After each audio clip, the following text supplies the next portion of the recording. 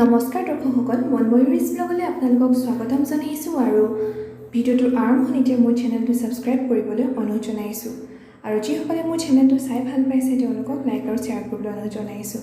দৰ্শকসকল, মোৰ আগৰ ৰেচিপিকেইটা প্ৰায় আছিল আমিষ খাদ্যৰ ৰেচিপি। এইটো এটা মই নিৰামিষ ৰেচিপি লৈ আহিছোঁ। এইটো এটা পাঞ্জাবী ৰেচিপি হয়, যিটো পাঞ্জাবীসকলে দাল মাখানি বুলি কয় আৰু আমাৰ সহজ অসমীয়া ভাষাত ক'বলৈ গ'লে মাখনটি ৰন্ধা মাটিমাহৰ দাইল।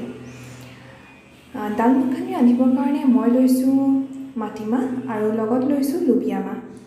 এইখিনি মই এনেদৰে তিয়াই চাফা কৰি ধুই লৈছোঁ। আপোনালোকে লুবিয়াৰ সলনি ৰাজমাহো ল'ব পাৰে আৰু মাটিমাহটো ফলা হোৱাতকৈ আচলতে গোটা হ'লে ভাল। মোৰ লগত গোটা নাছিলে, সেয়ে মই ফলাই লৈছোঁ।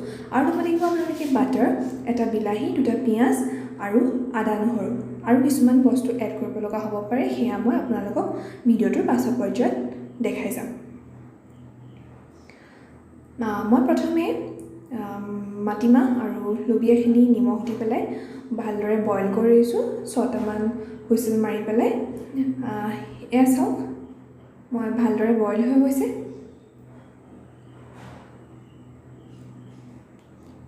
তাৰ পাছতে মই এখন কেৰাহী পাতি ল'ম। কেৰাহী পাতি মই তেলৰ সলনি ব্যৱহাৰ কৰিম তাত 3 চামুচ ঘিউ।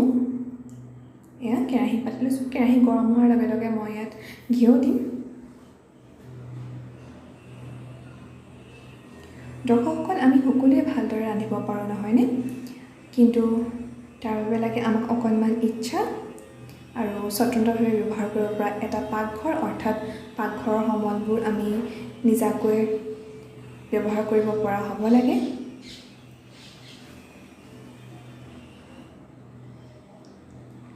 আৰু এইখিনি গৰম হ'লে মই ইয়াতে পিঁয়াজখিনি দি দিম কাটি ৰখা।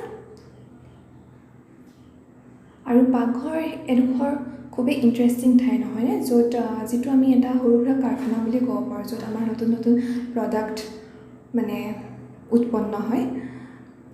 তো আমি বিভিন্ন ধৰণৰ এক্সপেৰিমেণ্টছ তাতে কৰিব পাৰোঁ, নতুন নতুন জুতি লগা খাদ্য ৰান্ধিব পাৰোঁ।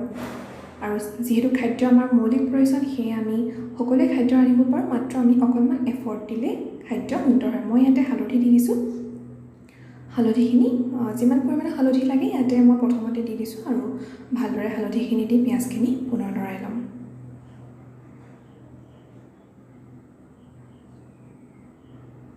আৰু অকণমান কষ্টই খাদ্যত সুকীয়া আমেজ দিয়ে নহয়নে? আৰু আমি ভাল খাদ্য খাবলৈ সকলোৱেতো ভালেই পাওঁ।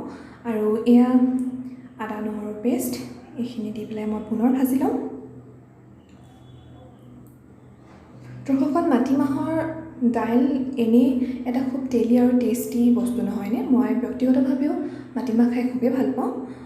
মাটিমাহটো আমাৰ অসমীয়া সমাজত বিভিন্ন ধৰণে ৰন্ধা হৈয়ে থাকে। আপোনালোকে এইটো ৰেচিপিও ট্ৰাই কৰি চাওকচোন, খাই খুবেই ভাল লাগে। আৰু মই পিছলৈ মাটিমাহৰ অন্যান্য ৰেচিপিছো লৈ আহিম। এইখিনি ভজা হোৱাৰ পাছতে মই পেষ্ট কৰি ৰখা বিলাহীখিনি ইয়াতে ঢালি দিম। মানে বিলাহী যিটো দেখাইছিলোঁ আপোনালোকক, সেইটো মই পেষ্ট কৰি ল'লোঁ মিক্সিত।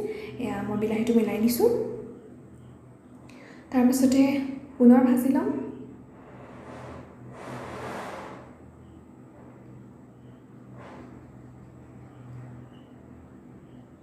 ভালদৰে ভজা হোৱাৰ পাছতে আমি ইয়াত যোগ কৰিম বইল কৰি ৰখা মাটিমাহ আৰু লুবিয়াখিনি। এইখিনি প্ৰায় ভজা হৈ গৈছে। মই ইয়াতে বইল কৰি ৰখা লুবিয়া আৰু মাটিমাহখিনি দি দিছোঁ।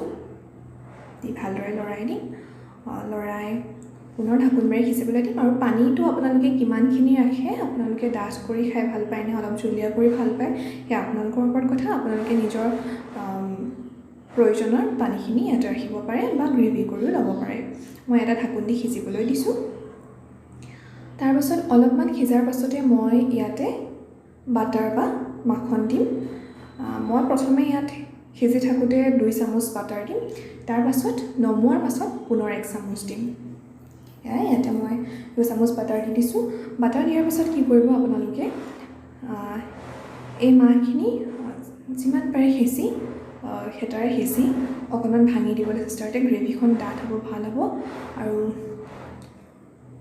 দানাবোৰ কোমল হৈ যেতিয়া ভাঙি যাব, তো কয় যে মুখত দিলে বমি যোৱা নিচিনা লাগিব।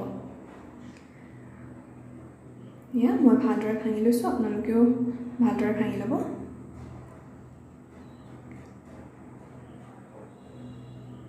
তাৰপাছত ঢাকোন মাৰি পুনৰ সিজিবলৈ দিম। এয়া মোৰ প্ৰায় পানী অলপ শুকাই গৈছে, অলপ গ্ৰেভি হৈছে। আপোনালোকে চাওক ইয়াৰ টেক্সচাৰটো।